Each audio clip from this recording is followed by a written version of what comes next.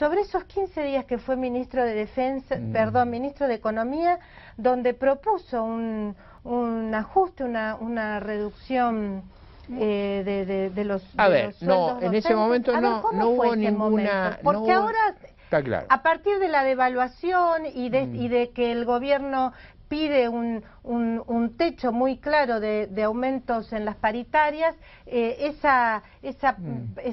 digamos, esas 2 semanas que ustedes déjeme explicarle. Vuelven al centro del debate. No hubo ninguna corrección de sueldo y jubilación, eso es falso. Basta leer el discurso que yo pronuncié, que era además extremadamente preciso, para saber que ahí no. Lo que hubo fue lo que yo diría un ajuste a la política, o sea, algunos subsidios que daba el gobierno fueron cortados, como fueron cortados de una manera que no daba lugar, y esto fue lo que enojó a la clase política, que no daba lugar a encontrar escapatoria. O sea, yo hice cosas que el anterior ministro había querido hacer, pero le habían encontrado la vuelta para no llevarlas adelante. Lo que yo hice fue ponerla de una manera que no tenía escape. Por ejemplo, ¿qué subsidios? ¿Qué recortes? Bueno, recortamos los subsidios a los combustibles en la Patagonia, que luego estudios posteriores dieron que había un descontrol y un desperdicio extraordinario y que eso daba lugar a fenomenales evasiones de impuestos. Es decir, los estudios posteriores dieron la razón, el subsidio al tabaco, y derogamos muchas de las facultades que tenían los legisladores para dar pensiones no contributivas, es decir, regalar jubilaciones. Pero entonces usted dice que no propuso una reducción de sueldos docentes y de jubilados. De ninguna manera. La verdad, qué sorpresa. Pero es la verdad, lea el discurso. Además es muy fácil de verlo porque está en YouTube. Usted entra, es increíble, es un discurso de hace muchos años y tiene una cantidad de visitas extraordinarias.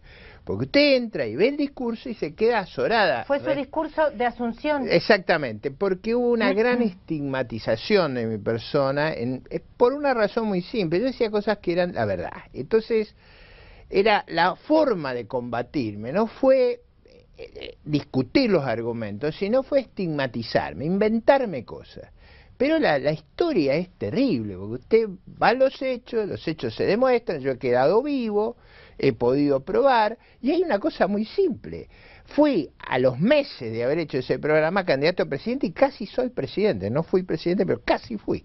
Entonces, eso también... Quedó muy cerca del balotaje. Eso tiene también una explicación. Entonces, la corrección que se hizo en ese momento era una corrección de alrededor de 1.800 millones de dólares. Para que usted tenga una idea del manto de la corrección, era una corrección de alrededor de 2% del gasto estatal y era alrededor, en uno de los ítems más contenciosos que hubo, una reducción de entre el 3 y el 4% del presupuesto de universidades nacionales que había subido en la década 100%. O sea, era un programa muy balanceado, muy equilibrado, que trataba de lograr una cosa que era formidable si se lograba, que era reencauzar el programa que teníamos con los organismos multilaterales, que implicaba un blindaje de 20.000 millones de dólares, que aseguraba a la Argentina un puente a la recuperación.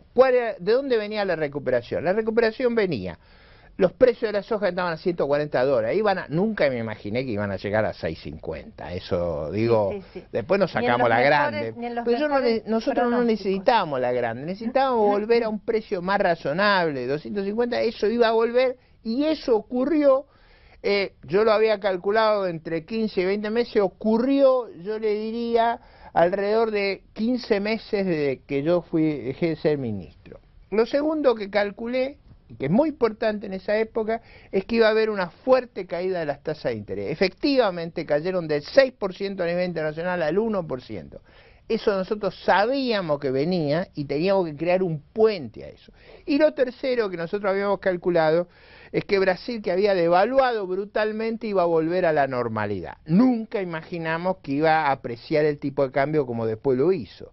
Entonces, si hubiéramos mantenido ese programa, hubiéramos mantenido la calma y hubiéramos tenido la tenacidad de respetar las instituciones, probablemente la Argentina hubiera vivido un milagro de características extraordinarias porque hubiera aprovechado el viento de cola con una estructura organizacional e institucional adecuada. Doctor. Hacer una pregunta a partir de esta que usted vuelve sobre marzo del 2001. Y usted pronunció esta frase de Keynes que cuando el contexto cambia, los datos cambian, es necesario, o sea, se impone cambiar. ¿Por qué usted en marzo del 2001, por ejemplo, es una pregunta que siempre le quise hacer, no devaluó? Bueno, eso es muy importante, porque había un problema técnico muy complejo. La Argentina tenía toda su estructura contractual basada en la ligazón con el dólar, es decir, el dólar estaba metido en nuestro Código Civil, estaba en todos nuestros contratos. Si nosotros cambiábamos la política cambiaria, destruíamos los derechos de propiedad, como ocurrió en enero del 2002 con la medida de Duhalde, destruíamos todas las estructuras regulatorias y nos comíamos una inmensidad de conflictos y juicios en el mundo como los que vamos a terminar pagando, porque no vaya a creer que terminamos con Repsol. Claro. Después vienen los del SIAD, después vienen los fondos especializados en deuda impaga, vamos a pagar juicio a rolete. Para evitar eso era importante no devaluar, pero si usted quiere tener la figura, yo le hago una pregunta, nuestra situación era mucho más manejable que la de España.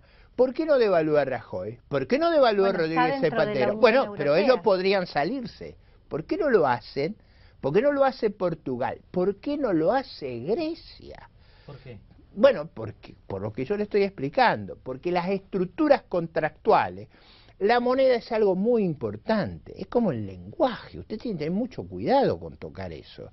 Pues si usted toca eso, lo que puede destruir es toda la estructura de relaciones contractuales. Las relaciones contractuales son lo que hacen a una civilización diferente de la jungla.